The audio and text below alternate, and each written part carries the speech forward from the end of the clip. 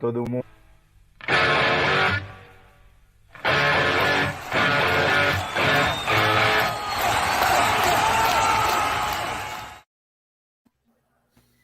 Boa noite! Está no ar Manicômio Tricolor, maluco é quem não assiste. E hoje a gente está estreando um quadro novo.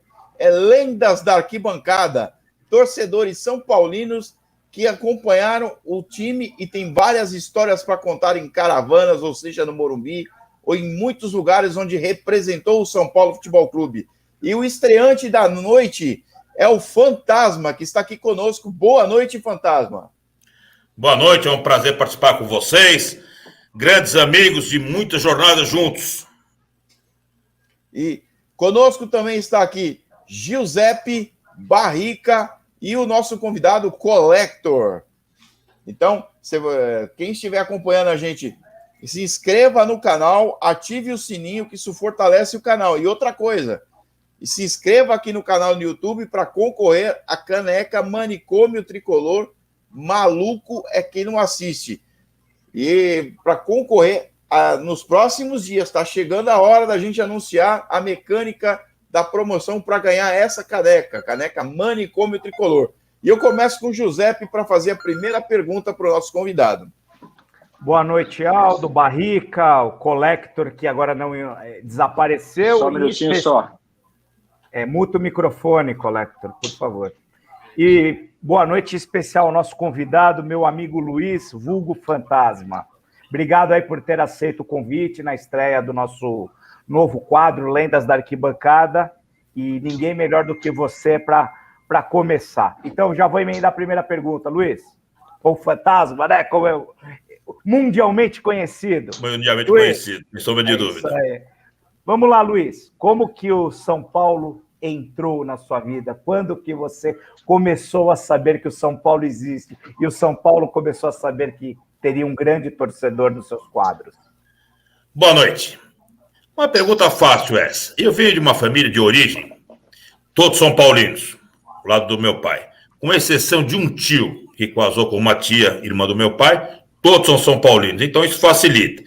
E eu acho que desde a primeira vez que eu vi a camisa, o símbolo, foi aquela paixão à primeira vista. E a paixão mais verdadeira que existe realmente é essa. É isso aí. Barrica, você tem uma pergunta para o Fantasma?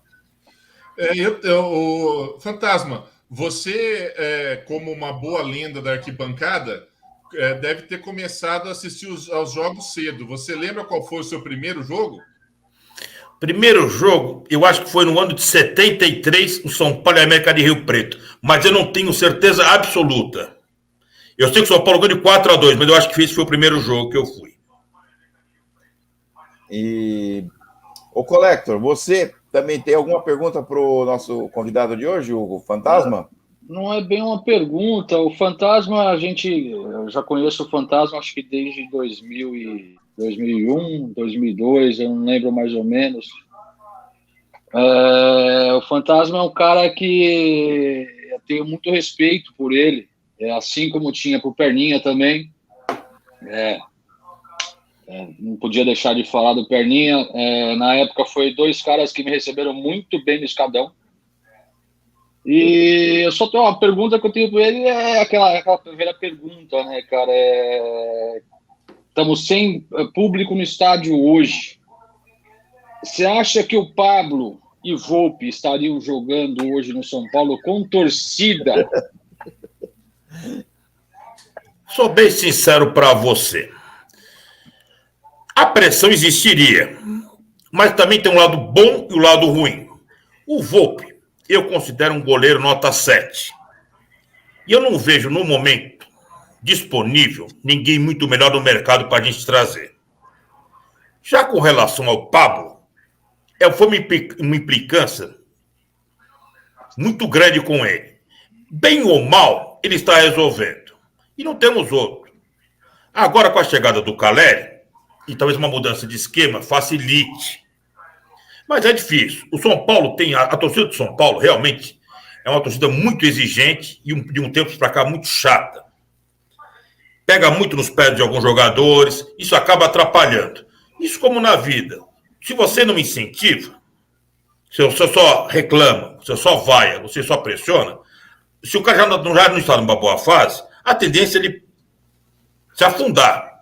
Então, eu particularmente, eu ainda dou uma chance para os dois, principalmente para o Volpi. E com o Pablo, eu acho que o Pablo cabe no time, cabe no elenco. Ô, Giuseppe, você tem alguma pergunta para fazer para o convidado? Vamos lá, lógico. Voltando à questão da arquibancada. Luiz, você está catalogando jogos ainda? Eu lembro que uma vez a gente comentou que você estava começando a catalogar. Como que está esse seu trabalho aí? Eu parei em 2011 e aí estou refazendo. Eu devo ter mais ou menos entre 1.600 a 1.650 jogos. Desde 79 direto, quando eu comecei aí sozinho. Mas antes eu já ia bastante. Mas eu dependia dos outros, dos tios, primos, amigos do meu pai. Meu pai nessa época tinha problema de saúde, então ele ficou muito tempo sem poder me levar. Mas eu tinha sempre os amigos dele, fanáticos também, que me levavam. E eu tive a oportunidade de ver o Campeonato Brasileiro de 77, acompanhei quase todos os jogos, com exceção de São Paulo e Operário, por incrível que pareça. Caramba. Foi semifinal, não foi? Foi a semifinal, exato. E esse jogo eu tentei de todas as formas, parecia brincadeira. Eu fui de bicicleta até a ponte da Jardim. Eu ia de bicicleta pro jogo. Tinha 11 para 12 anos. Veja que loucura. É, isso aí. E conta aí, emendando. Isso daí eu sei porque a gente já conversou. Dos últimos 12, 13 anos, quantos jogos você deixou de comparecer no Morumbi? 2 jogos. 2 jogos. E vou te dar um detalhe a mais. Se você pegar de 89 para cá, ou seja, 32 anos passados, eu perdi eu te dou até os jogos que eu lembro de cabeça, os jogos que eu não fui. 89, São Paulo e Santo André, 1-0 para São Paulo. Em 90, São Paulo e União Bandeirante, Copa do Brasil, 2-0 para São Paulo. 2 gols dos Matossas, uruguaio, jogo à tarde. Aí eu perdi em 96, São Paulo e Rio Branco, 3-1, aquele gol do França de bicicleta no Pacaembu. Aí eu vinha perder São Paulo e Santos, no octogonal, o segundo jogo, a volta, que é aquele 2-1, o Santos ganhou de virada. O dia que eu peguei uma chuva imensa em São Caetano, fiquei ilhado, não teve jeito. Em 2004 eu perdi 2 jogos, com São Paulo e Palmeiras, 2-1, o Cicinho fez o gol no final. E perdi um São Paulo e Figueirense, que tem uma história até engraçada. 2-1 para São Paulo, o Rogério fez um gol de falta e um de pênalti. Nesse dia, a rodada do São Paulo estava marcada para jogar no domingo. E a minha irmã ia fazer uma festa infantil para minha sobrinha, inclusive a minha afilhada. E nesse dia, ela ficou consultando, me ligando para saber a tabela. Eu falei, a princípio o jogo é domingo. Ela fechou o buffet, tudo certo, transferiu o jogo para sábado. Aí, o horário do buffet, 8 horas. A festa vai das 8 à meia-noite. E o jogo marcado para as 4. Então tá sossegado. Não tem problema. Uma nova alteração na tabela. Jogo para as 18h30. Tudo bem, dá para ir voar o jogo. Saiu rápido e vou para a festa. E a terceira alteração aí não teve jeito. Jogo às 21 horas. Aí não dava nem para fazer uma nem outra. Eu falei, essa vez a minha irmã vai conseguir ganhar. Conseguiu ganhar, realmente. Eu fui à festa. E depois, 2009, estava trabalhando, não tive como sair um jogo à tarde, São Paulo e Guaratinguetá, 3-2. São Paulo ganhou e 3-2 também em 2013, São Paulo e Oeste. Gols do Rafael Tolói, Edson Silva e Luiz Fabiano. Esse jogo também eu não fui. Então, de 89 para cá são esses jogos. Isso aí, não é mole não, hein? Cabeça boa, hein, mano? Cabeça, ô Daniel, cabeça boa. Não, eu tive que buscar nos meus arquivos os jogos que eu tava lá presente com o Fantasma. Então eu tô dando uma revisada aqui na. Porque, porra, foi muitos jogos com o Fantasma. Muitos jogos. Aquela sequência foi. É que o Daniel comentou com a gente, Luiz, que ele foi até hoje em 12 jogos do Morumbi. Não, um pouquinho mais. Ele prefere o jogo na Peppa Arena, né? Chegamos a pegar jogo na Copa do Brasil, um frio do cão. Acho que devia ter nem 1.000 pessoas no Morumbi. Foi em 2003 ou foi em 2004, não estou lembrado agora. Cara, daí eu chego na arquibancada, no escadão, de repente eu olho quem? Tá lá, o Fantasma tomando chuva. Porra, tinha que estar ele mesmo, né, cara? Isso é verdade. Não foi, o Giuseppe não foi, o pessoal, ninguém. Então, quer dizer, era o Fantasma lá. Quer dizer, é uma puta referência de arquibancada que eu tenho, ele é um monstro, cara, um monstro. Já tomamos várias juntas, tomamos até em Porto Alegre também, naquela final de 2006, aquilo lá também deixa pra lá, que não vale nem a pena lembrar. Com certeza. Eu vou passar no chat um pouquinho aqui, tá bombando aqui, tem bastante gente. Por exemplo, a Maria Helena Issa, viva o Wiki, meu fantasma preferido. O Gabriel Tucunduva tá dizendo, boa, estamos no aguardo, vamos São Paulo. Nosso companheiro Gabriel Tucunduva. A Renata Macedo está dizendo, viva o fantasma.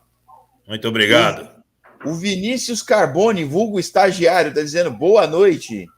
Boa noite, Vinícius Davi. Esse é meu companheiro de final de jogo. Todo dia a gente conversa. A Giovana Macedo, fantasma. Aí, o Rogério Biano, manda camisa, tá pedindo camisa. Aí, Daniel, é com você, hein, Daniel? Que camisa? Camisa que você tá mandando produzir pro canal. Obrigado, meu amigo. Não sei o que você tá falando, mas tudo bem, vamos lá. O Gilson Suqueveres, fantasma, sucesso. Um abraço pro Gilson, nosso grande companheiro. A Renata Macedo tá dizendo boa noite. Boa noite. Rogério Biano tá dizendo para mim, ele tá pedindo uma camisa. Assim que for feita, a gente manda. O Gabriel Tucunduva, só tem monstro. Referindo ao fantasma. O Carlos Eduardo, lenda da bancada. Olha quanta gente estava comentando sobre o fantasma. Esse é o famoso Santiago, Dudu, meu companheiro de jogo, sempre junto. O Júnior Santiago, TTI Diadema, admiração por este amigo. Juninho, grande abraço para ele, manda um abração para ele. Aí tá, admiração e respeito por este amigo. O Barrica tá pedindo para curtir o canal e ativar o sininho. É isso aí. A gente vai sortear a caneca Manicômio Tricolor. Maluco é quem não assiste. O Gilson Suqueveres, Carboninho Corneteiro. Sempre. Referente ao Giuseppe. Gilson, Daniel Carvalho, nosso amigo. Peraí. Só um minuto, âncora. Volta no Gilson. No Gilson Suqueveres. Gilson, Carboninho, uns 30 quilos mais novo. O Daniel Carvalho, nosso amigo aqui de live. Boa noite. A Giovana Macedo, melhor padrinho. A Renata Macedo tá mandando aqui, mandou umas figurinhas. E ela, melhor irmão. Aí, a família toda em peso. Obrigado, também. Família em peso. O Conte Guili tá dizendo, esse cara, além de ser um grande amigo, considera até um pai. Mande um salve para o fantasma. Nossa amizade é antiga e tem uma história por conta desse clube tão amado. Tiago Del Aquino. Esse é o grande Tiago Aquino. Um grande abraço para ele. Gente da melhor qualidade. Grande parceiro também. Aí, então, e aí prossegue. O Luiz mandou aqui 3 pontinhos. O Fábio Cerqueira, também nosso colega de live aqui. Boa noite. Respeito máximo pelo fantasma. Um abraço, Fábio. O Reinaldo Bazê. Máximo respeito, fantasma. Um abraço pro Reinaldo, também nosso amigo. Bruno de Oliveira. Fora Daniel. Qual? Agora qual tem deles? que ver qual o Daniel, né? Se é o Alves, se é o Poli. Com certeza é o Daniel Alves, caralho. Deve ser o Daniel Alves, também acho. O Macedoca, melhor tio. O Sapop, melhor tio do meu amigo. Sensacional. Vamos ficar até amanhã lendo as mensagens. Vamos lá. Aê, grande Luiz Fantasma, apareça por Mongaguá na adega. Grande Rafa, logo estaremos tomando uma com você aí na adega. A melhor adega de Agenor de Campos. Bruno de Oliveira, boa noite. Até quando vamos ter que viver com esse fantasma chamado Dani-se Alves? Daniel Alves, cara. Ótima pergunta. Esse é difícil. Fábio Silva Santos está dizendo: grande fantasma, lenda viva, uma honra conhecer este cara. Tamo junto, meu amigo Francisco Morato. Meu grande amigo Fábio Zeca, grande abraço também. É tanta mensagem que está bombando aqui que se eu ficar falando de todos, a gente vai passar a noite inteira. Então eu vou passar por um pouquinho mais de perguntas, só que eu vou fazer uma pergunta para o Fantasma. A gente falou aqui de jogos no Morumbi e jogos fora do Morumbi, fora do estado. Quantos jogos você já foi? Você lembra? E qual o jogo mais longe que você foi acompanhar o São Paulo? Eu vou começar pela última pergunta. O jogo mais longe foi o São Paulo e Danúbio no Uruguai, agora em 2015. São Paulo ganhou lá 2-1. Foi muito bacana, inclusive nós fomos de ônibus com a torcida. Foi sensacional, foi uma das melhores viagens que eu tive para fazer. E jogos fora, eu acredito que deve ter superado a casa de 100, entre 100 e 120 jogos fora, no mínimo, daí para mais. E você tem alguma história assim de algo que caravana com torcida é sempre aquele negócio, né? É uma aventura. Exato. Você tem alguma história assim que bacana para contar para gente? De algum fato inusitado que aconteceu durante a viagem ou na chegada do estádio, alguma coisa assim? Assim, isso sempre acontece. Principalmente jogos fora, sempre tem, hein? Tem muito entreveiro. Mas nós tivemos agora, recentemente, eu fui com o Zecão para Chapecó. E chegamos lá, nós chegamos por volta das 22 horas do sábado, jogando no domingo às 16. E não tinha nada, tudo fechado. A cidade parecia uma cidade fantasma, literalmente. Ainda bem que eu tinha parado de fumar, porque não tinha onde beber, comprar uma água, nada. Um hotel, também não tinha atendente, um negócio fora de série. Tanto que nós ficamos lá, rodamos por volta de 40 minutos e voltamos para uma cidade menor ainda. E aí nós conseguimos a hospedagem. E o que me marcou foi que nesse dia que nós ficamos rodando, a cidade vazia, que me chamou muito a atenção, e o Zecão estava com a bandeirinha de São Paulo pendurada para fora, no porta-mala. A viagem inteira e ficou ali rodando. No dia seguinte nós voltamos, aí fomos tomar um café, fomos conhecer um pouco a cidade, passear um pouquinho, e entramos num mercado, que ele foi atrás de pilha para a máquina fotográfica dele. E aí, engraçado que nós fomos parados no mercado por várias pessoas. Vocês não são aqueles caras que estavam passeando com o carro com a bandeira de São Paulo? Aí eu falei, nossa, mas foi sobrinho. Eu falei, como é que eles viram a gente? Que não tinha ninguém na cidade. Nós fomos vistos à noite e ainda lembraram da gente. Isso foi sensacional. Foi um negócio fora de série. Forasteiros. Forasteiro, realmente. O Collector tem uma pergunta para o Fantasma? Eu queria saber dele, cara, o que ele acha do Daniel Alves. E se ele viu hoje a publicação dele, parece que ele estava treinando na CBF lá, e tinha uma galinha em cima, ele colocou uma galinha em cima do... Não entendi por quê. Não. Ficou estranho, eu cheguei a ver. Infelizmente, mas o Daniel Alves... O do Daniel a gente não pode esperar muito coisa boa. Infelizmente, acho que essa foi a pior contratação, com certeza o pior custo-benefício dos últimos 40 anos. Infelizmente, estamos aguardando aí, ansiosos, para que ele chegue num acordo e vá embora do São Paulo. Sinceramente, não acrescentou nada, infelizmente. E o Bruno Oliveira está pedindo aqui para escalar o melhor São Paulo de todos os tempos que você viu jogar. É que a gente está falando essa pergunta é ótima, mas é muito difícil. A gente fala muito difícil, mas se me der, tiver uns 30 segundos, vou tentar fazer um apanhado.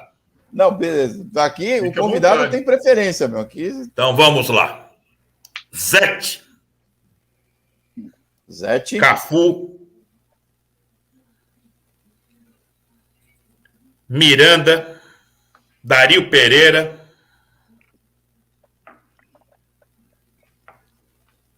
Serginho, lateral esquerdo. Time forte, hein? A zaga tá... Agora, no meio-campo é difícil. Você vai acabar tirando... É uma... Cuidado. Mineiro,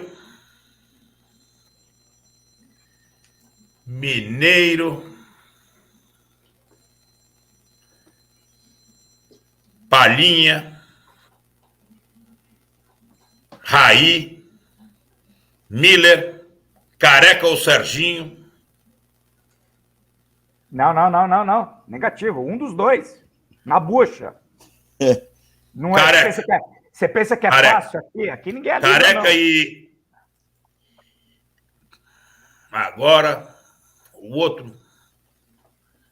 Muita gente boa. Zé Sérgio. Eu gostava Mário muito do Mário Sérgio. Mário Sérgio jogou pouco, mas jogava muito. E o treineiro? Muricy. Pelo grau de dificuldade. E para apitar um O jogo... Tele foi muito bom, foi maravilhoso, mas teve um elenco muito bom e muito inteligente. Você vê que todos os jogadores que jogaram com o Tele, com uma ou outra exceção, todos se deram bem na vida. Vocês tiveram a oportunidade de conversar com o Ronaldo Luiz, um cara super esclarecido, um cara muito inteligente. Você pega o Pintado, você pega o Ronaldão, você pega o Raí, pega o Miller, que não se deu tão bem, mas um cara dentro de campo muito inteligente. Cerezo, Palhinha, Zete, Cafu, o Valber, que também tinha um pouco mais de juízo, seria um fora de série. Excelente jogador. Muita gente boa. E o Muricy já pegou uma outra fase com elencos menores, mas conseguiu muita coisa. Esse tricampeonato ninguém vai conseguir. Eu acho muito difícil. Mesmo o Flamengo com tudo isso, vai ser muito difícil repetir esse feito que nós fizemos. Veio do chat aqui, o Daniel Carvalho está perguntando. É uma curiosidade de muita gente. Por que o apelido Fantasma? Essa daí eu devo ao Carlos Caldas, o famoso Caveira. Ele, quando eu era muito pequeno, tinha 12 anos na época, e eu chegava muito cedo aos jogos. Eu sempre tive por hábito. E diferentemente do que ocorre hoje, você entrava no estádio, você ia para o estádio, você entrava, não ficava lá fora como o pessoal te deixa para entrar 1 hora só antes do jogo. E não tinha o que fazer. Então, o jogo com 2, 3 mil pessoas. Jogo à noite, eu chegava tipo 6h30, o jogo era 9 horas, e ficava rodando. E aí encontrava com ele, você parece um fantasma, rodando pela arquibancada inteira. E ficava assim, para passar o tempo. E aí o apelido pegou, eu gostei também, e fica até hoje. Virou marca. No estádio, 99,9% me chama de fantasma. Um ou outro chama Luiz. Eu mesmo só te conheço por Fantasma. Luiz. Exatamente. Uma grande maioria no estádio, um ou outro. Só o Gabrielzinho que falou, o Luiz e o Gabriel chamam de Luiz. Vou passar agora para o Giuseppe fazer perguntas aqui, depois o Collector. Aí, depois na ordem, aí vai o Barrica. Vou passar para vocês três agora. Já foi, agora a Barrica também. Vamos prestar atenção na ordem. Sim. Aí depois eu passo de novo no chat aqui, beleza? Aldo, mudou o âncora ou não? Desculpa. Ok. Muito bem. Vamos lá. Então, Vamos lá. E só fazendo uma observação, uma lembrança para quem é mais novo, antigamente o Morumbi não era, a arquibancada não era dividida por setores. Você podia circular o anel inteiro da arquibancada. Perfeitamente. Quando não existia divisórias com a torcida visitante, quando tinha divisão com a torcida visitante, você podia circular pelos 12 gomos do Morumbi. E quem é mais velho vai lembrar, existia um hábito da torcida mudar o lado nos jogos menores conforme o São Paulo atacava. Eu conhecia várias pessoas que ficavam no gol de entrada, o segundo tempo migrava para o gol das piscinas, né? Se assim a gente perfeitamente, pode ver isso mesmo. É isso mesmo. Então, e aí tem um detalhe, José, que você falou. O gostoso é quando tinha os bares ainda, que tinha cerveja. Você tomava uma cervejinha no estádio e você ia. E às vezes, se desse essa brincadeira de dar a volta, você tomava uma em cada bar, tinham 4 a 5 bares, tomava uma cervejinha em cada um. Já fazia demorar bastante. Passava bem rápido o tempo. Eram outros tempos, né? Outros tempos.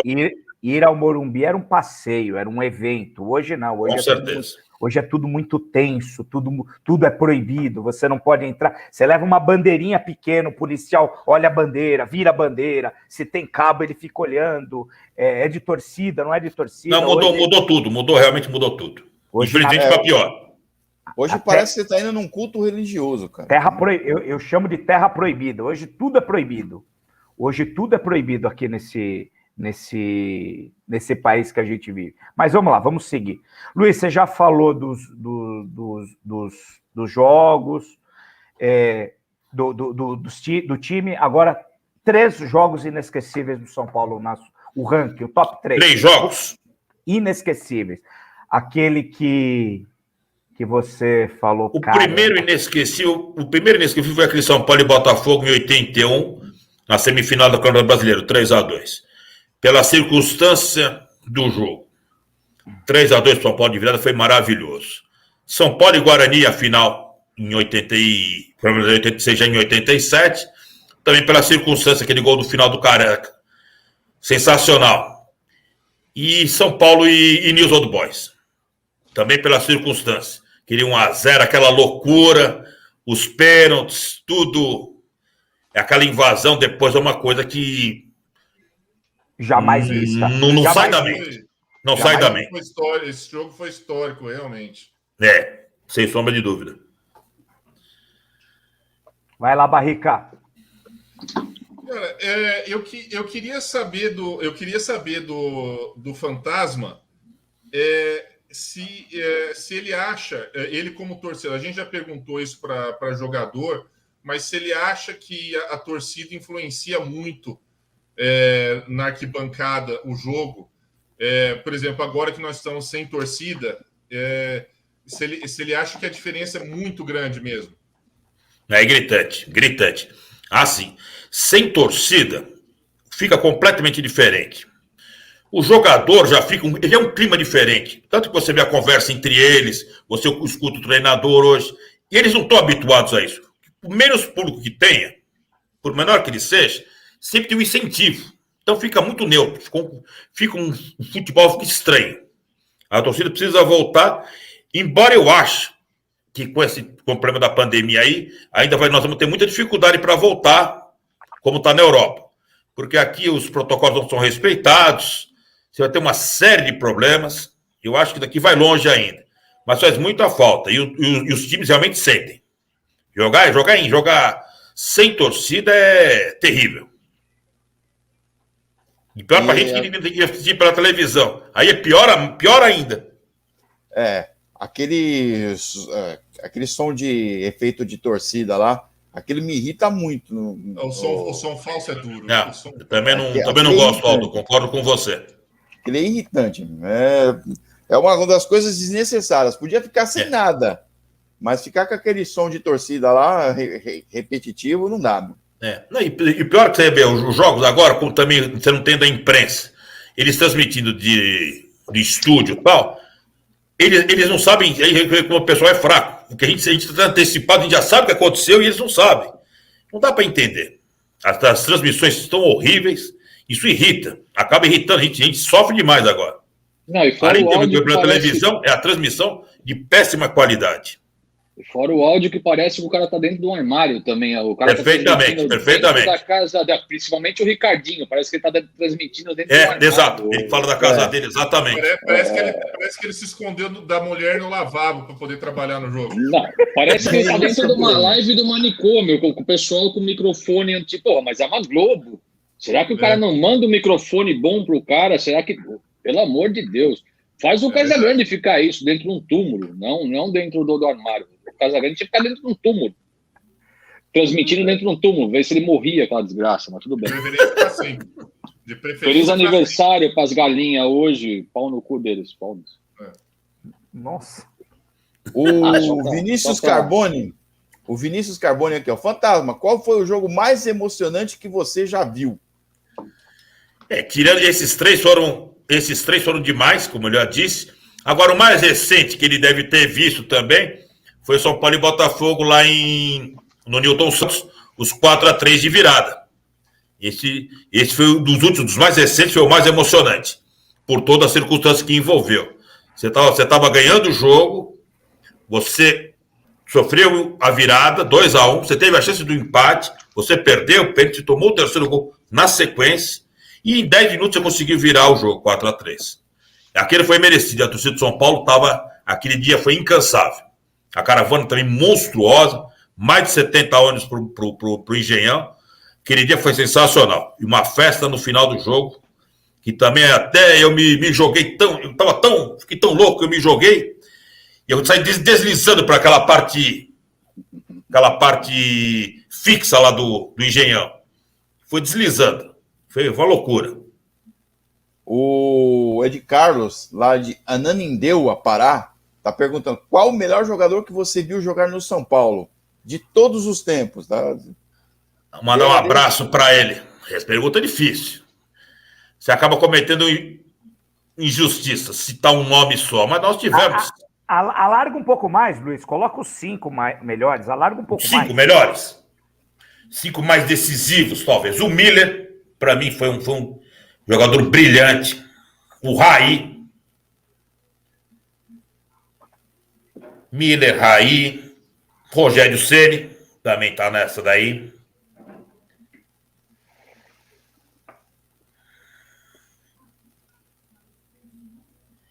Jogador que eu gostava muito, Pedro Rocha. Eu acho também. E dos mais antigos, o Teixeirinha. Que eu não vi jogar, mas tem histórias maravilhosas. E foi um cara que dedicou a vida ao São Paulo. Ficou 16 anos no clube. Que é para ser um profissional de 16 anos num clube, naquela época, quando com 30 anos você era considerado velho, muito tempo. Esse aí, inclusive, fizeram uma bandeira em homenagem a ele. Foi uma das coisas que eu iria sugerir, mas alguém foi mais rápido do que eu sugeriu. E tem que também relembrar todos os jogadores que passaram, que vão ficando esquecidos com o tempo, né? Já são várias gerações e o pessoal vai esquecendo. A gente precisa sempre lembrar desses que foram os primeiros grandes ídolos da torcida. Nessa linha, o Daniel Carvalho está perguntando aqui, Fantasma, de todos os jogos que você viu no estádio, qual o jogador mais raçudo que você já viu em campo? Aquele que dava o sangue em campo. O Diego Lugano, eu acho. O Diego Lugano impressionava pela raça, aquele hábito que ele tinha, que ele teve, nunca trocar a camisa, jamais. São coisas que marcam. A cara que ele olhava para o adversário era um negócio que era o torcedor ali. Ele incorporava o torcedor. Ele olhava feio. O jogador sentia. O jogador adversário sentia medo dele. Eu acho que ele foi um dos maiores. O Omar Ferrari, também nosso camarada aqui. Salve, senhores. Abraço, Fantasma. Grande abraço para o Ferrari, nosso companheiro também de arquibancada. O Ricardo Tucunduva está dizendo aqui, abraços ao meu avô. Esse é o fanfarrão. Manda um abraço pro Ricardo. É o fanfarrão. Esse aí é considerado meu bisavô. Ele vai sempre parado comigo lá, que não consegue mais subir a escada. Aldo, vê se você consegue pegar a pergunta do próprio Ricardo. Parece que é uma história interessante que ele tem aí do São Paulo e Roma. Você consegue?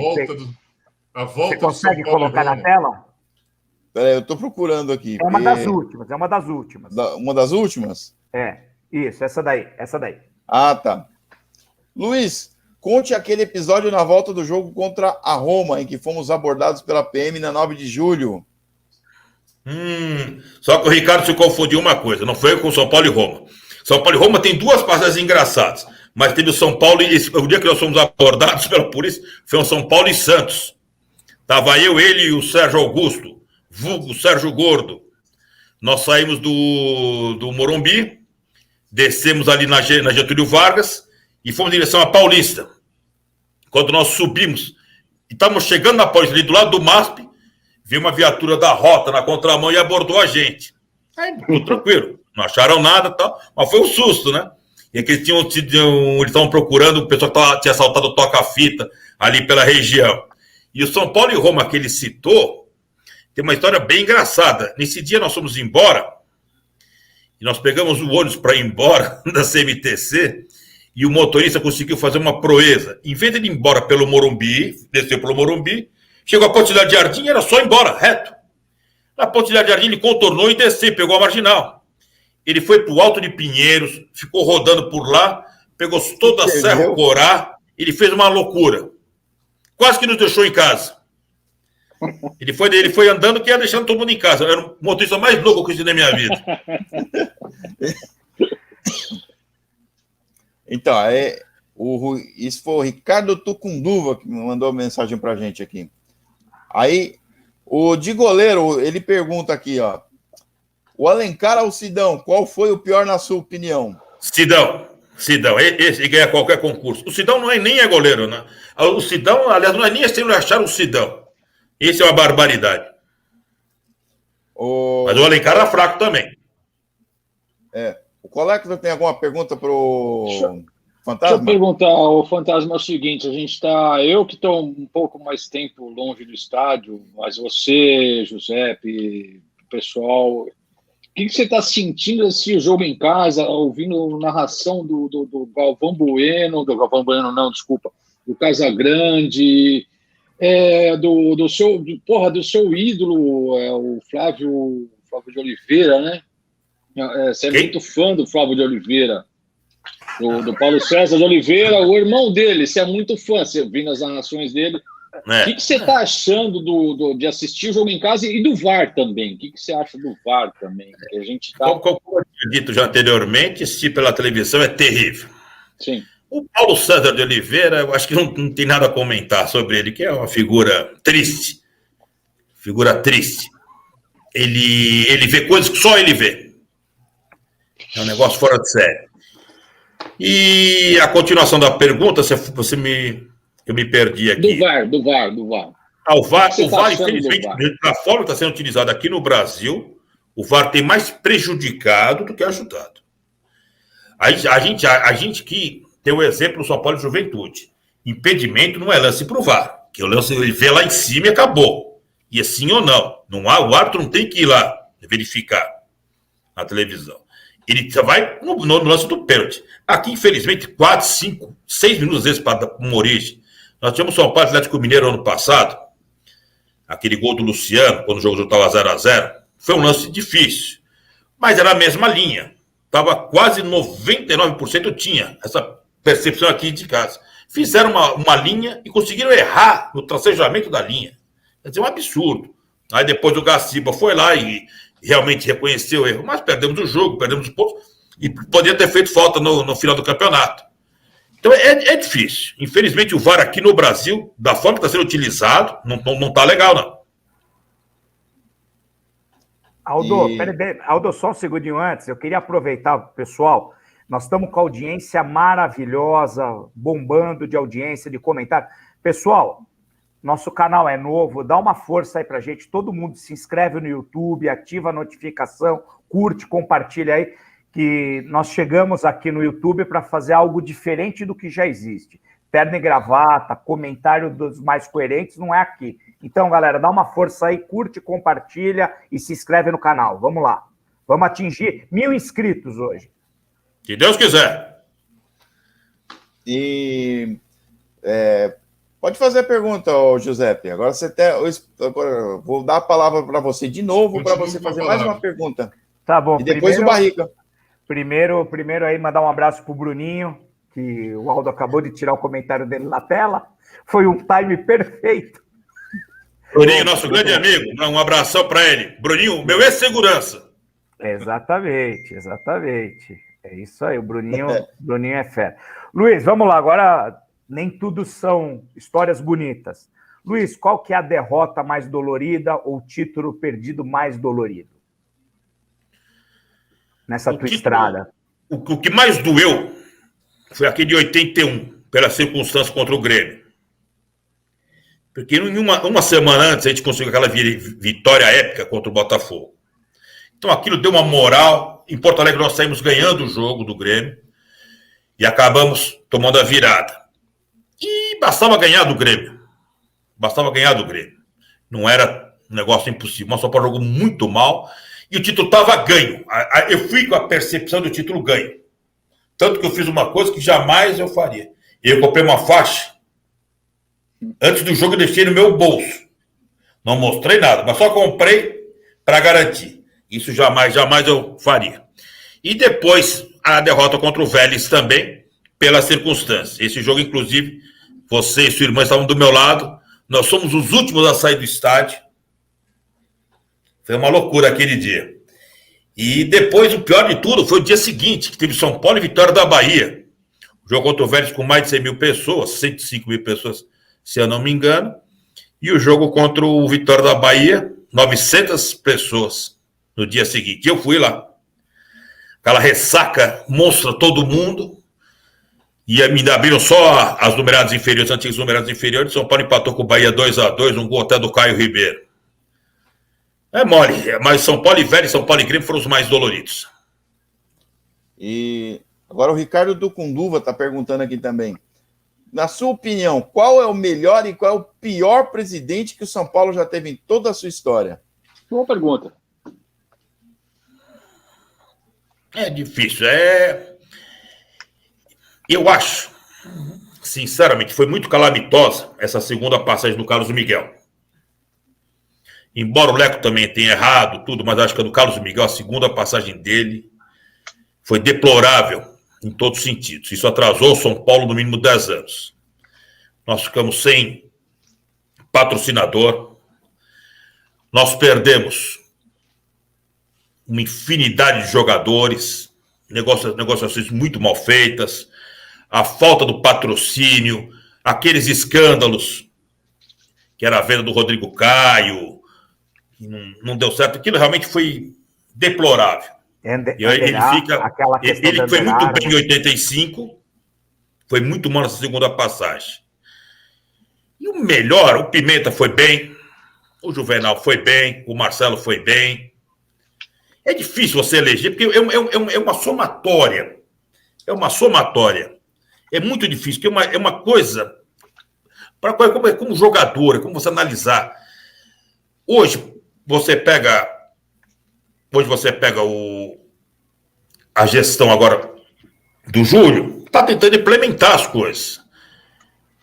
Mas talvez o fruto talvez não venha agora, venha só um título, então vai ficar com aquele negócio. O Leco fez algumas coisas boas, outras ruins. Na ânsia também de conquistar um título, acabou errando muito no final, principalmente o Raí, com algumas contratações que não cabiam. Foi um dinheiro mal gasto. E está pagando tudo por hoje, mas é difícil. Uma análise é muito complicada. E a gente tem que saber muito detalhe do dia a dia que a gente não sabe. Então fica muito mais difícil, assim. Acho que seria uma resposta muito mais ampla. Precisaria de mais tempo para responder isso 100%. Aqui pelo Facebook estão acompanhando a gente o Kleber Moreira Consani, Jackson Luiz, Wagner Ventura Aquino, Rogério Biano. E aqui está o Bruno Costa Silva, está pedindo aqui para contar a história do dia que foram roubar o docinho do saudoso Giuseppe Carboni pai, que havia comprado para a esposa. Isso, pelas risadas, deve ser algo sensacional. Antes de você responder, deixar claro que eu não estava nesse jogo, tá? Eu não estava nesse jogo. Eu não sei cargas d'água, se esse jogo foi em 2004, se eu não me engano. Foi um São Paulo e Santos. Eu não sei se foi 2004 ou 2003. Eu estava lá. E no intervalo eu fui urinar. Eu acho que o Bruninho e o Carboni pai comprou, acho que no Habib's, alguma coisa, um docinho, uma caixinha que ele ia levar para a sua mãe. O meu pai não comia doce. Então ele comprava o kit do Habib's, ele comia os salgados e levava o pastelzinho de Belém para minha mãe. E eu saí do banheiro, ouvi uma confusão. Tava o Anselmo, o Negão, o Rogério, Paulão. André, e aí eu soube a corrida, pega. André Rossi. Não precisa perguntar, falou pega. Pô, era um cara, 2 magrelos, dele uma atropelada. Eu lembro disso. Dele uma atropelada que ele deve estar doendo até hoje. Nunca mais vai roubar docinho de ninguém. Eu lembro disso aí. E agora só complementando, né? Eu não estava no jogo, aí de repente alguém me liga, acho que foi o Paulão, falou, ó, tentaram roubar um negócio do seu pai, mas tá tudo bem, a gente defendeu ele. Aí eu fui, aí à noite, quando ele chegou em casa, pai, o que aconteceu? Tentaram roubar o docinho da sua mãe, né? Aí eu não podia deixar. A caixinha do Habib, ele vinha numa caixinha. Tentaram roubar o docinho dela. Mas, é o fim do mundo. Mas você levou o docinho? Aí ele falou, não, o docinho ficou perdido, mas o cara também não comeu, tá? Ele tá um pouco prejudicado. Fantástico. Ai, meu Deus. Essa é boa. De tanta coisa que a gente vai lembrando. Nossa. Teve uma pergunta que passou aí no chat. Eu tô vendo aqui, eu já vou colocar.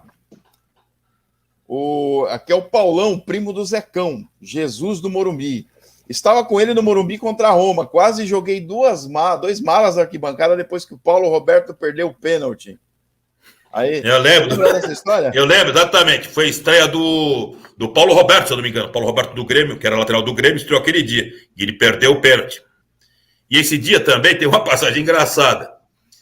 São Paulo e Roma. Ali onde seria hoje a entrada da Independente, do pessoal do Laranja, entra para ter acesso ao setor.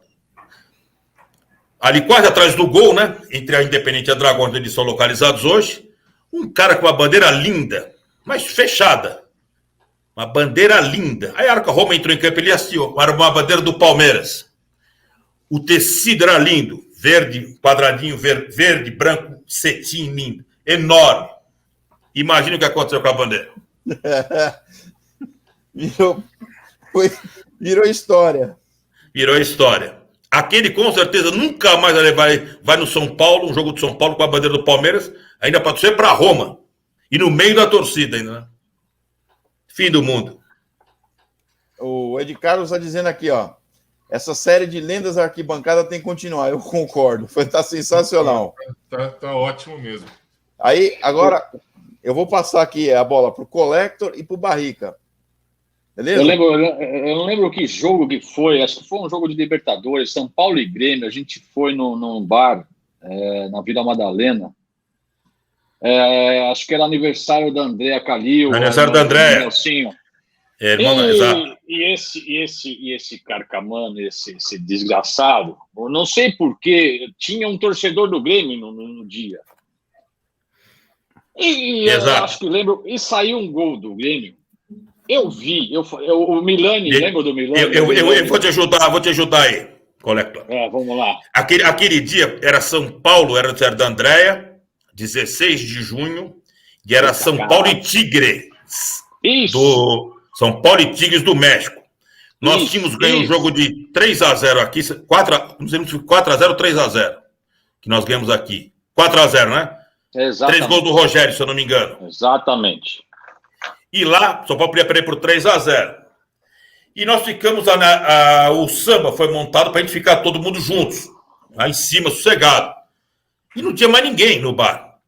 E aí chegou esse cara com mais uma mulher e uma moça. E ele ficou ali embaixo.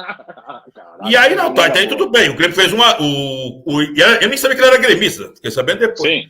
Quando o Tigre fez 1-0, ele pulou. Quem estava do lado era o Sandro, inclusive. Aí todo mundo começou a xingar o cara. Eu falei, deixa o cara. Só que quando o Tigre fez o segundo gol, ele colocou a mão na genitália. Aí que está o problema, Collector, que muita gente não viu. Ele fez um gesto não muito ortodoxo na nossa direção, e eu vi. Eu falei, não vai ficar impune isso. Não vai ficar. E no contra-ataque, da tal 2-0, e o Tigres tentando um terceiro gol, que era difícil. O São Paulo roubou uma bola e o Danilo carregou. Quando o Danilo carrega, e ele toca para o meio, o Souza vem sozinho. Quando o Souza, a bola nem entrou, o cara tinha tomado um tapa na cabeça. Para nunca mais mostrar a genitália para ninguém. Só que...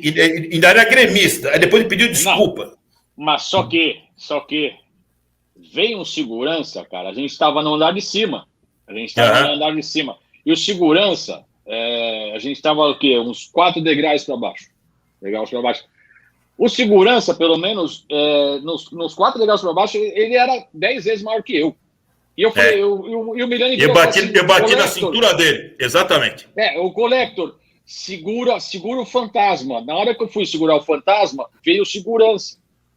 Eu olhei o segurança, olhava o fantasma e falei, caralho, quem que eu vou... Não sei o que eu vou fazer, cara. Porque, o segurança o segurança era bonzinho, Depois a gente conversou legal. Foi gente boa depois, não foi bom, mas o cara espantava pelo tamanho. Eu bati na cintura dele, exatamente. Exatamente. Na cintura dele. Grande. Aquele cara ia ter uns 2,20 metros de altura, mas 2,15 metros. Exatamente. Porra, eu falei, eu seguro o fantasma ou eu vou pra cima do cara? Eu falei, não vou. Eu não vou nem pra cima de nenhum. Puxei o fantasma, falei, fantasma, pelo amor de Deus, tamanho do cara, maluco. Se liga, cara. Bem lembrado. E o cara veio, conversou com a gente, depois trocou ideia. Depois pediu desculpa. Expulsou, depois chorou, chorou, sou gremista. Então você é gremista torcendo contra, vendo que o local tem mais de 100 pessoas com a camisa de São Paulo. Não dá para entender, tem cada maluco. Mas também ele fez o que ele fez. O problema foi pular, comemorar, não ia acontecer nada. Foi o gesto que ele fez. O gesto que ele fez é inadmissível. É que derrubou tudo. Não ia passar em branco. O Paulo César tá pedindo aqui para você contar a história da churrascaria do Pacaembu na final do Mundial. Muletada na cabeça. Paulinho e Vinícius. Ela também foi boa, hein? Ela também foi boa. Nós conseguimos fazer a final do Mundial em 92. Nós locamos a churrascaria para assistir o jogo. E nós, inclusive, fizemos uma das maiores besteiras que nós cometemos, foi pagar antecipado o pessoal do telão. Então, o que ocorreu? Como a gente vendeu os convites, a gente já tinha tudo orçado, a churrascaria, a quantidade, tudo certo. Ninguém queria ficar com dinheiro.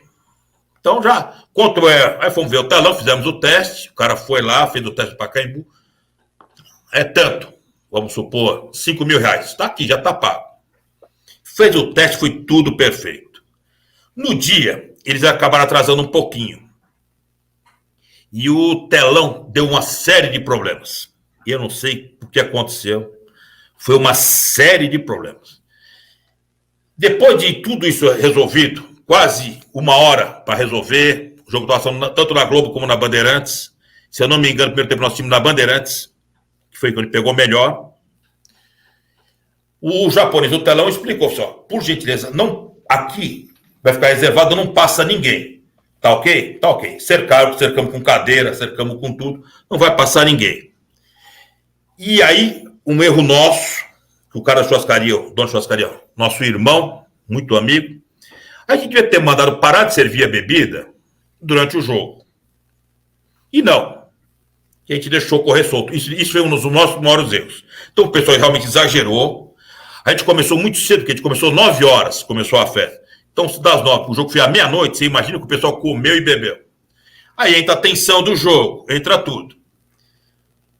O Barcelona faz 1-0 e o São Paulo empata logo na sequência. E um dos caras que estava lá, tinha, se eu não me engano, 112 pessoas. 109 eu conhecia. 3 eu não conhecia. Foi um dos caras que aprontou. O cara conseguiu desligar o telão, onde não era para passar. O cara conseguiu derrubar o telão, você acredita? E aí quebrou o pau. Ele enrolou a mula. Esse lance foi no final do primeiro tempo. Exato. A gente perdeu a bola do Ronaldo Luiz ali. É isso que eu ia falar. Aquela bola do Ronaldo Luiz foi no momento da briga. O telão estava desligado. Ele estava com a muleta, ele passava e todo mundo falava: não passa aí que vai dar problema, não passa que vai dar problema. Foi avisado várias vezes. Dito e feito. Ele enroscou a muleta, caiu o sinal do telão. Aí, amigo, o Luiz tomou uma muletada e eu perdi meu óculos. Mas o que eu dei nele, a muleta ficou comigo. Você lembra disso, né? Eu lembro. A muleta ficou comigo. E aquele cara apanhou. Não, e não apanhou mais porque um ex-namorado da minha irmã salvou. Aquele cara, ele ia cair, ele ia rolar todas aquelas escadas do Pacaembu. Então, isso que eu ia comentar. Quem conheceu a churrascaria do Pacaembu, era um escadão absurdo para você chegar na churrascaria. E o filho da mãe, sem muleta, desceu correndo a porra da escada. Sumiram com ele. E você tomou a muletada e eu perdi meu óculos. Eu tomei uma porrada. Mas a muleta foi bom. Foi tranquilo, pelo menos eu não sofri. Sim. foi sensacional isso também. Eu tive que tomar ponto, né? Fui para as clínicas. E aí, vai na cabeça, vai fazer um exame, tira a radiografia, não sei o quê. E aí começaram a fazer o procedimento, o Surafa.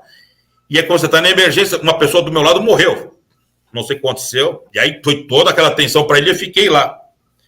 E eu totalmente consciente, louco para o bem apertado. E meu primo olha, ele que tinha me levado, faz assim. Mas com a cara séria. 2 a hora que ele fez. Aí, daqui a pouco, a hora que eu saí, assim, acabou, 2-1. Meu amigo, eu acho que foi a sensação mais gostosa do mundo. Nem senti nada. E ficou a marquinha para a eternidade. Mas valeu. Seu troféu. Com certeza. O Bruno Costa Silva está perguntando aqui, ó. Fantasma, você ainda tem a faixa da Ju jovem que tomou dos caras? Não, infelizmente não. Infelizmente não. O coitado do Sérgio, que já falecido, o presidente jovem, depois a gente conversou sobre isso. Gente boa ele, mas já não sai mais entre nós.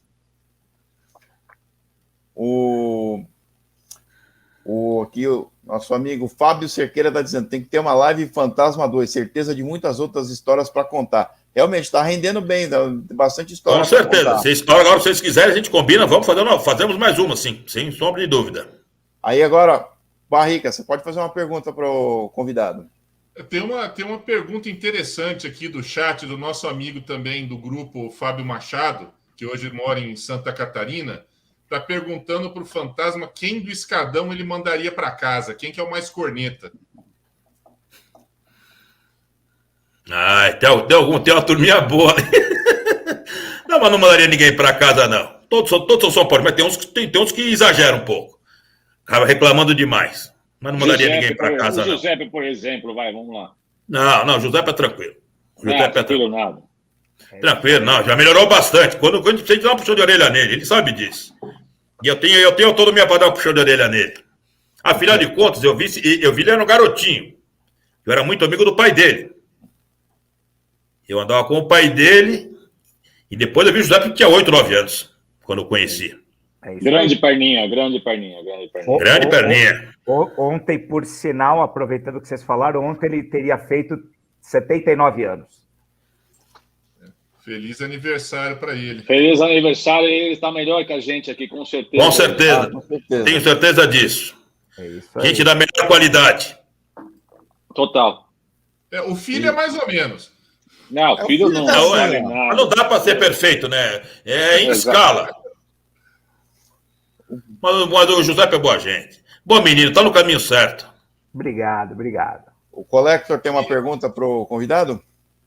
Cara, sumiu um monte agora, mas o Fantasma é aquela lenda da arquibancada, né, cara?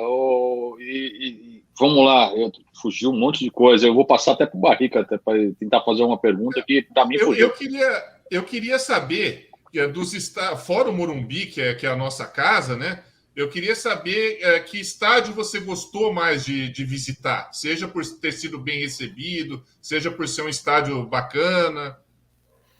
O Maracanã é sempre o Maracanã com o preço que você vai. Eu peguei o Maracanã de todas as formas, né? O Maracanã realmente impressiona. Impressiona bastante. Agora, com todas essas mudanças, com o estádio menor, ficou mais extremo, mas impressionava o tamanho, a grandiosidade. Você pega um jogo com 80 mil pessoas no Maracanã, parecia que tinha um pouquinho mais da metade. O negócio chama realmente a atenção. Mineirão ficou bonito com essa reforma. Esses estádios foram construídos mais recentemente. Eu não gosto da disposição de Itaquera, por exemplo, não gosto. Não é nada pessoal, mas eu acho o estádio. Não gostei. Achei o estádio do Palmeiras é um pouco melhor à disposição. Você, como visitante, você tem uma visão melhor. Agora. Mas a gente gosta do futebol raiz mesmo. O estádio mais raiz. Essas arenas não me encantam tanto, não. O Fábio Fadel está dizendo aqui, o grande Fantasma, irmão que a vida me deu. Grande amigo e torcedor, um dos melhores analistas e comentaristas de futebol que conheço. Realmente uma lenda viva. Grande Fábio Fadel, um grande abraço para ele, amigo também, desde a época de ginásio. Sempre juntos. A gente sempre ia nos jogos juntos. E foi ele que me apresentou o Ricardo Tucunduva.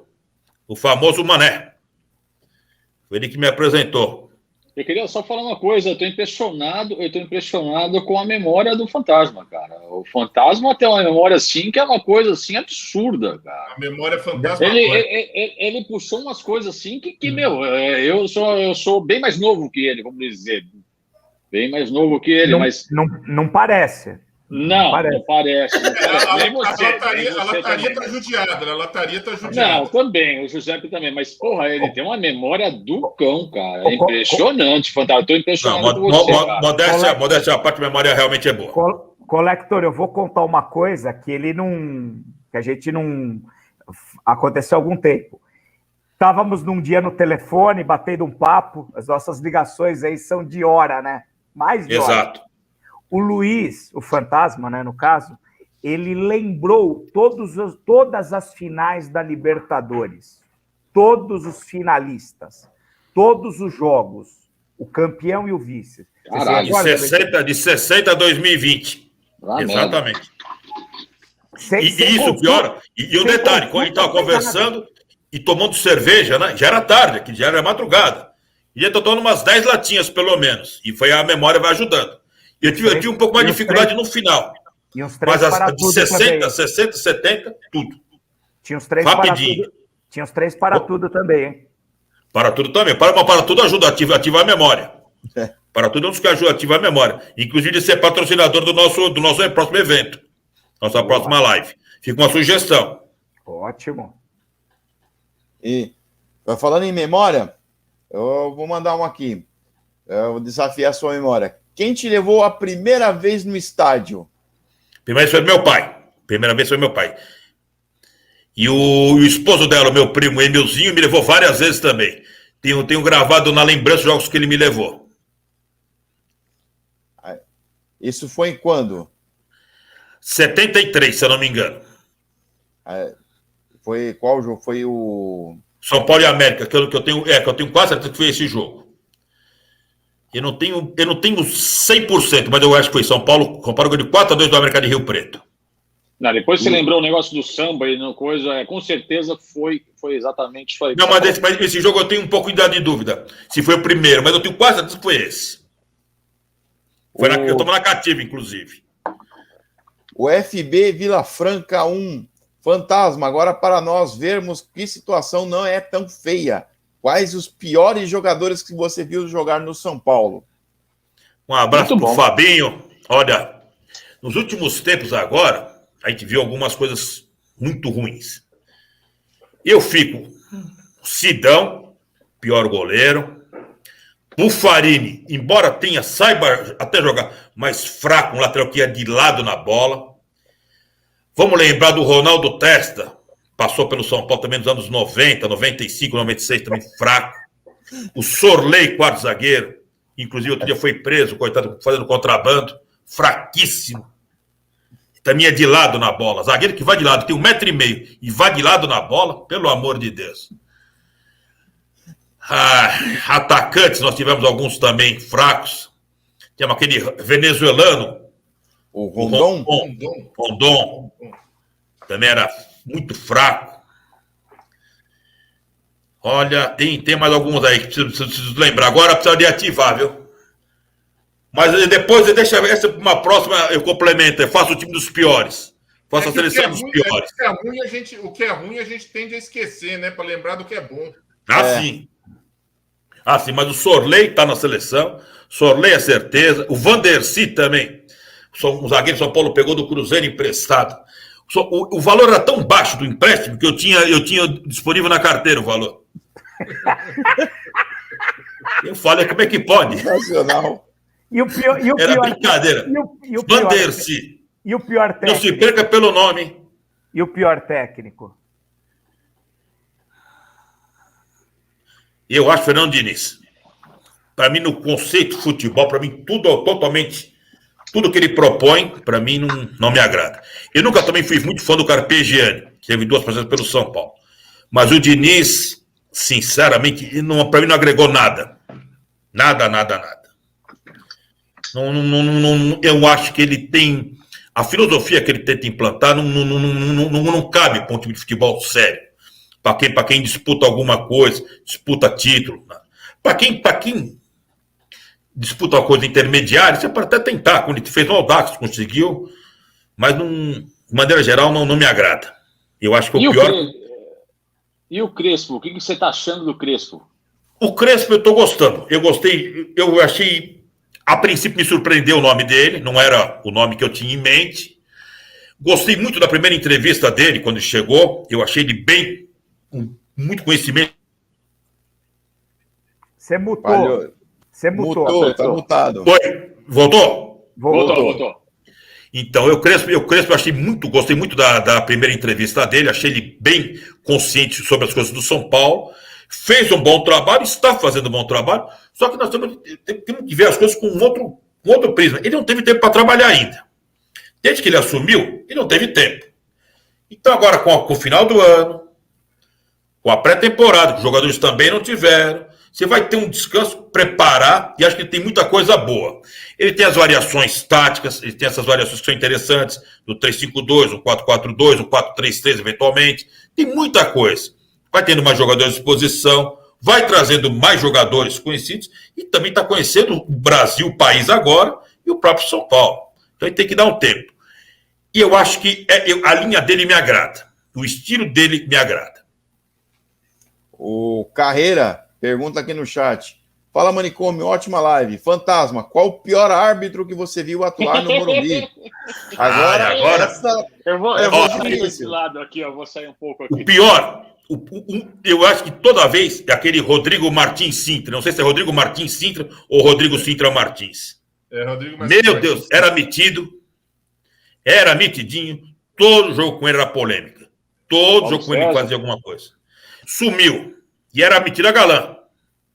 Isso que é o pior. Mas péssimo. Esse foi péssimo. Esse aí, com certeza, o pior.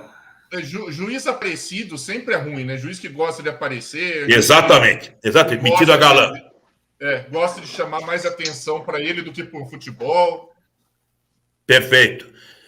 E o que você falou é a pura realidade. O árbitro tem que ser o mais tranquilo possível. Mais tranquilo. Clemente Rodrigues, também bem lembrado pelo Gabriel aí, hein?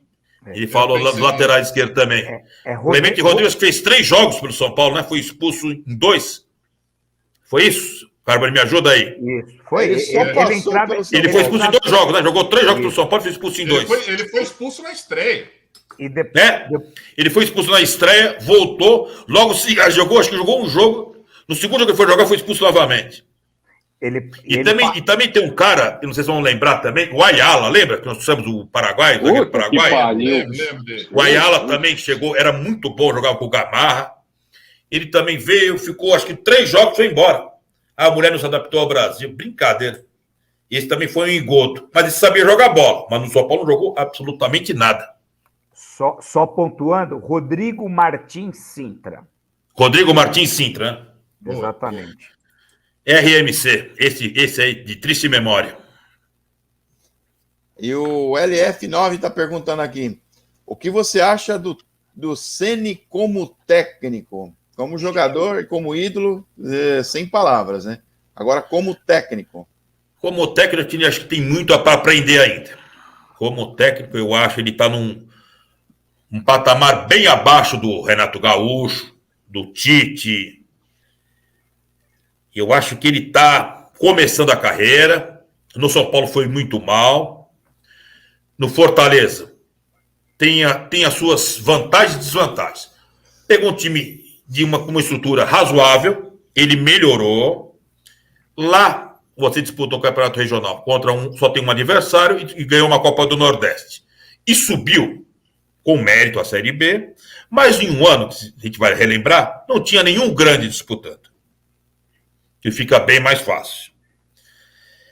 Fez um trabalho legal no Fortaleza, deveria ter continuado, ele fez aquela saída abrupta para o Cruzeiro, onde em um mês ele quase jogou todo o período. Fortaleza deu a chance para ele novamente, ele acabou saindo e vindo para o Flamengo. É lógico, uma proposta do Flamengo, com o time que o Flamengo tem hoje, seduz qualquer um. A gente fica lá. Ele acabou indo, talvez não fosse o momento, mas ele foi. Acabou sendo campeão na Bacia das Almas, a gente sabe como, que o Internacional conseguiu a proeza de não ganhar do Corinthians em casa, quando dependia só dele, e de perder para o Sport. Se não teria sido campeão, e perder para o próprio Flamengo também. Tinha a chance para ser campeão tranquilo. E é difícil. Eu acho que o relacionamento do Rogério com os jogadores no Flamengo que acabou minando. Eu não sinto o Rogério nem como paizão, nem como o cara que dialoga aquela conversa que o boleiro gosta. E tá, sabe, fica naquele... O pessoal respeita, mas também não acaba aceitando não é um treinador que os jogadores ainda gostam, na minha maneira de ver. Ele fica numa espécie de limbo, parece. Exatamente. Vamos dizer a postura dele não é... Ele tem uma coisa que me chama muita atenção. É um cara hiper bem sucedido, um cara que quebrou todos os recordes possíveis no São Paulo, um ídolo realmente da torcida do São Paulo, é um grande ídolo, é um ídolo do futebol, mas ele é um cara que não sorri. Um cara que está muito bem de vida, mas não sorri. Você não vê os dentes do Rogério. Você nunca vê ele sorrir. Ele parece muito triste, amargurado. E eu acho que isso passa também um negócio ruim para quem ele dirige. Porque ele não sorri. Você não vê ele sorrindo nunca. Coisa mais difícil. Não, eu vi uma vez dizer que ele não sorri porque ele não gosta dos dentes dele. Ele não tem os dentes bonitos. Isso não pode até ser. Eu ouvi isso de um cara próximo do Rogério. Ele não sorri por causa dos dentes dele. Até o Ronaldinho Gaúcho, mas hoje em dia, com o dinheiro que ele tem, eu vou apresentar o doutor Rogério Guarino para ele, um excelente dentista que vai resolver o problema dele. Ele vai sorrir. Se fosse assim, tá doido. Metade da população do Brasil não podia rir. Exatamente. Fantasma, uma pergunta aqui do chat do nosso amigo José Cardoso. O pior adversário, Galinhas ou Pepas? Adversário, os dois são. O São Paulo dá mais azar com o Corinthians. E que o Palmeiras a gente sempre teve. É um negócio engraçado. O Palmeiras, normalmente, ferra o Corinthians, o São Paulo ferra o Palmeiras e o Corinthians ferra o São Paulo. E o Santos é café com leite. Aí, a gente estava falando agora de treinador aqui. Você acredita que o Alex futuramente poderá ser técnico do time profissional? Salvo engano, está sendo preparado para isso, segundo dizem. Concordo, sim.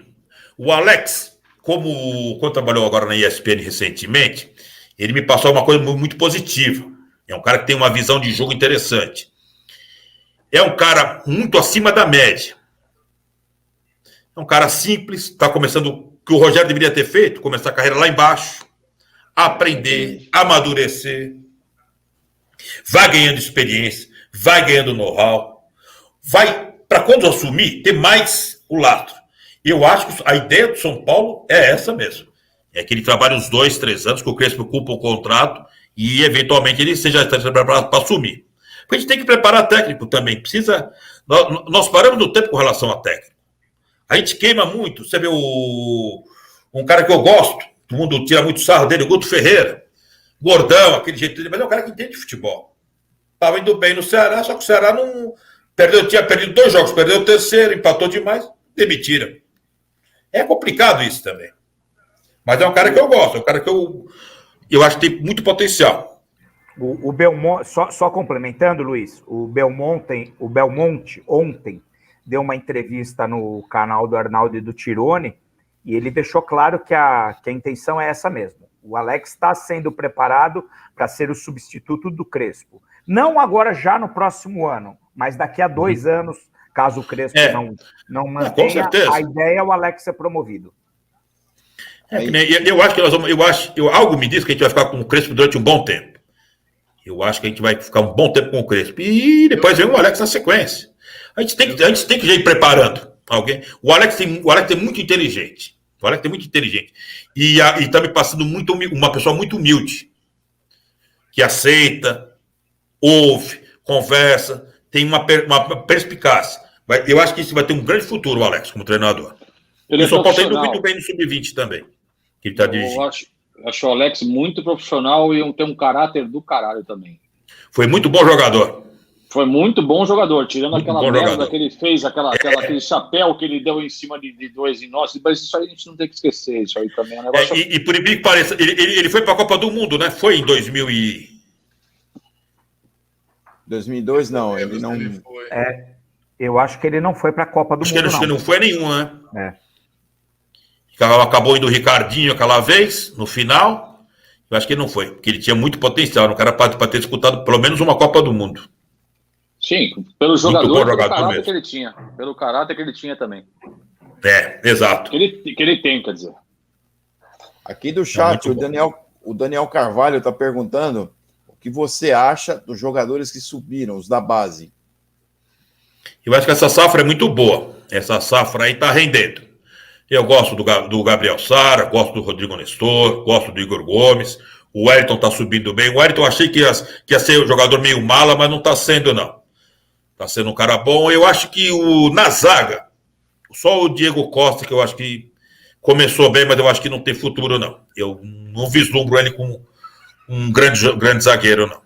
Eu acho que esse não... O resto, todos, eu tô botando fé. Nele, não. O Barrica é um grande fã do Sara também. Ele pode falar isso agora também pra gente.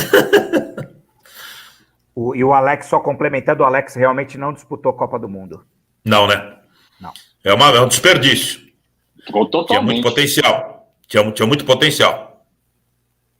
E aqui o Mesquita, que comentou pelo perfil do Manicômio Tricolor. Alex será um alento para nos livrar de destruir mais um ídolo ainda mais. E possivelmente construir um novo, para futuro. É isso aí. Concordo. E agora a gente está aqui chegando a 1h16. Vou começar as considerações finais, porque conversa boa é aquela que passa rápido. A gente nem viu. Com certeza, passou voando mesmo. Então eu vou começar com o Giuseppe, para fazer as suas considerações finais, depois o Collector e depois o Barrica. Luiz, agradecer demais a ter de pronto aceito o convite, live fantástica, explodiu a audiência, explodiu o chat, isso só mostra aí a importância que nós já sabemos e a visão que todos têm de você.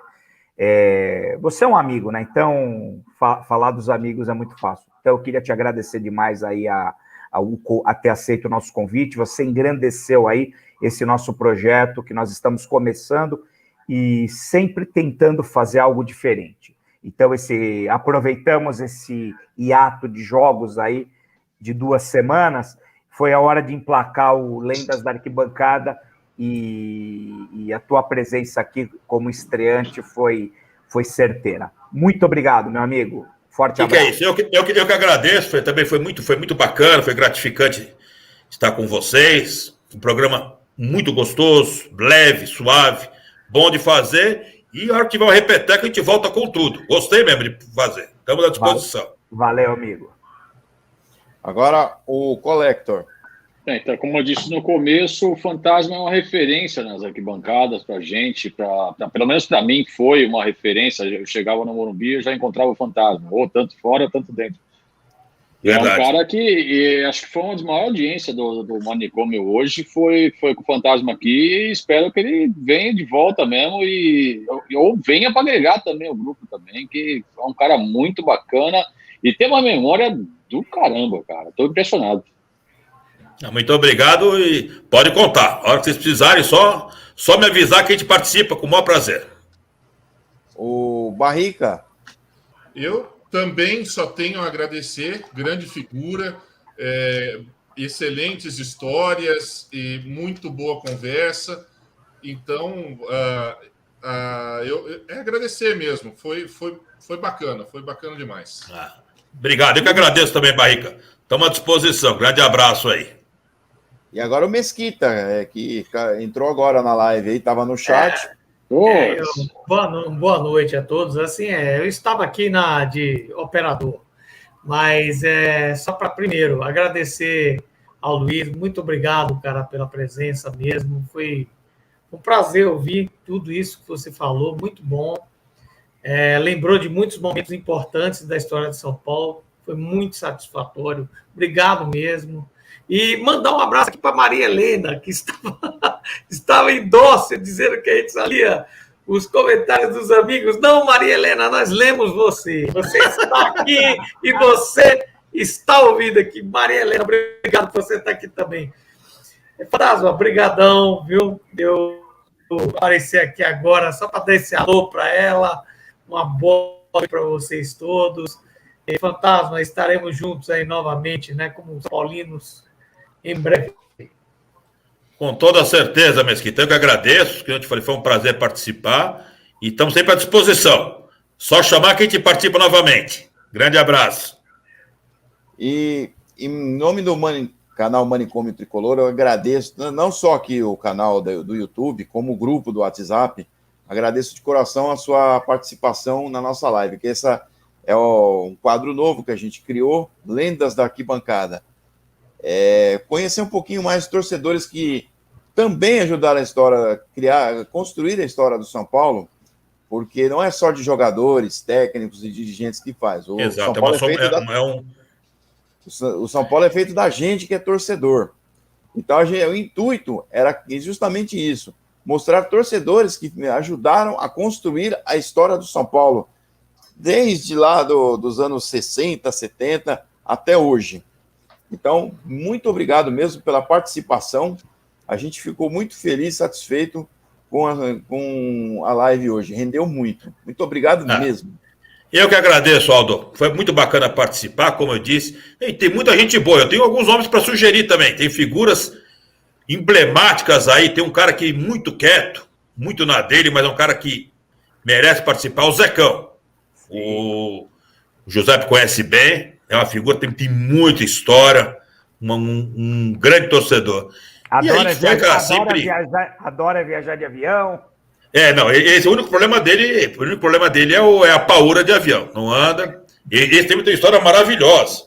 Em 92, o pai dele ia dar de presente para ele a ida para Tóquio para assistir jogos contra o Barcelona. E ele não foi. Impressionante. Ficou com medo de avião. Não foi.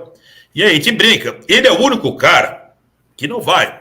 Naquela vez para Belo Horizonte, em 2000, contra o Cruzeiro, foi todo mundo de avião, e quem não foi de avião foi de ônibus. O único cara que foi de ônibus de linha foi ele. Impressionante. E o parceiro dele agora sou eu, né? Porque é engraçado.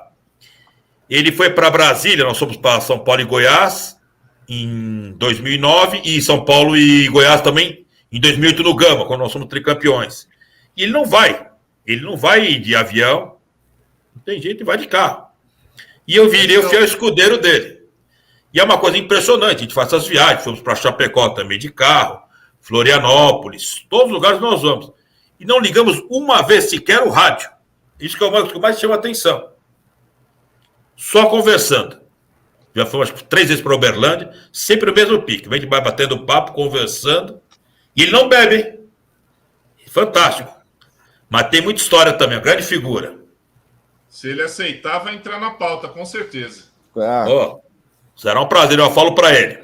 O problema vai ser ele atender o celular, né? Isso também é outro problema. Eu acho que é mais fácil no fixo. Nem avião, nem celular, aí vai ficar difícil. Não, celular ele tem, mas agora está usando o WhatsApp, já está melhorando. Está melhorando. Mas uma coisa de cada vez, né, Mesquita? Uma coisinha por cada vez. Mas a gente tem um amigo também, não sei se o Giuseppe lembra, do Gustavo, que andava muito com o Gil Vessoni. Também, o nosso amigo não tem celular, não tem Facebook, não tem Instagram, não tem nada. Tudo mais difícil de localizar o cara. Muito bem.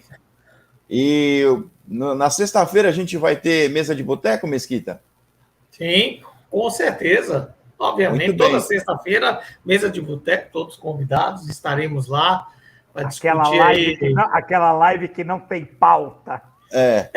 Aquela live que os palestrantes estão muito bem informados e imbuídos do que vão falar, né?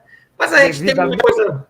Devidamente vitaminados. Exatamente. Já com estado alcoólico exacerbado. A live sem freio. A live sem freio. O melhor, na sexta-feira, eu só quero saber o seguinte: nessa condição, a escalação do São Paulo de cada um, com todos os jogadores disponíveis. Só na sexta-feira, viu? Vai sair cada coisa que só Deus sabe. Sensacional. E então, a gente vai encerrando por aqui. Canal Manicômio Tricolor. Maluco é quem não assiste. Você não deu um abraço pro Giuseppe. Você não deu um abraço pro Giuseppe. Um abraço pro Giuseppe e as canequinhas dele. Cadê minha caneca? Cadê minha Eu caneca? fico na guarda da minha caneca, hein? Vou comprar essa caneca. Pode deixar que eu vou providenciar. E aí, a gente, nas próximas lives, a gente vai divulgar a mecânica da promoção aqui no YouTube. Se inscreva no canal e ative o sininho, porque a gente vai lançar nas próximas lives a promoção da caneca Manicômio Tricolor. Maluco é quem não assiste. E até sexta-feira com o Manicômio Tricolor Mesa de Boteco. Até lá. Repita sem gaguejar. Manicômio Tricolor. Maluco é quem não assiste a live Mesa de Boteco. E até lá. Boa noite. Abraço, boa noite. Abraço. Abraço.